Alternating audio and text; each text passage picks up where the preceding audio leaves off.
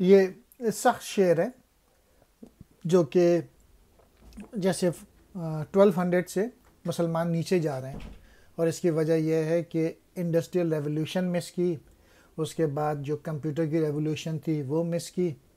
تو جن کو آتا نہیں دنیا میں کوئی فن تم ہو، نہیں جس قوم کو پروائے نشیمن تم ہو.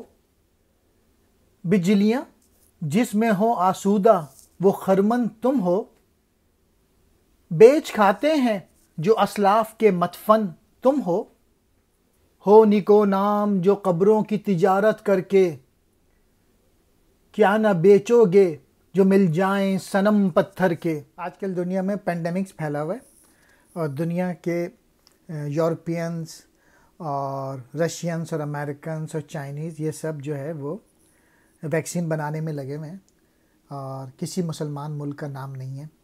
اور اقبال نے یہ شعر آج سے 90 سال پہلے کہے تھے، اور آج بھی مسلمانوں کی وہی صورتحال ہے. میسج یہی ہے کہ جس کو دنیا میں کوئی فن اور ہنر نہیں آتا وہ تم لوگ ہو. تم لوگ تو وہ ہو جس کو اپنے گھر کی بھی پرواہ نہیں ہے. تمہارے نشیمن میں تمہارے گھروں پر تو بجلیاں بھی بڑی آسانی سے گر سکتی ہیں.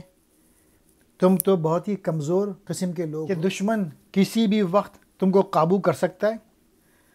اور تم لوگ تو اتنے گرے ہوئے ہو کہ اپنے جو بزرگ ہیں ان کے مقبروں کو بھی بیچ کھاتے ہو. اور جب تم اس عمل میں کوئی قباحت محسوس نہیں کرتے تو تمہیں بت فروشی کرنے میں کیا آر محسوس ہوگی.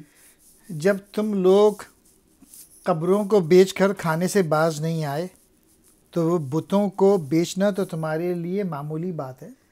پروائے نشیمن اپنے گھر کی پرواہ، آسودہ کہتے ہیں آرام کرنے والی، خرمن غلے کا ڈھیر، اسلاف کہتے ہیں بزرگ، مدفن کہتے ہیں قبر کو، صنم کہتے ہیں بت کو.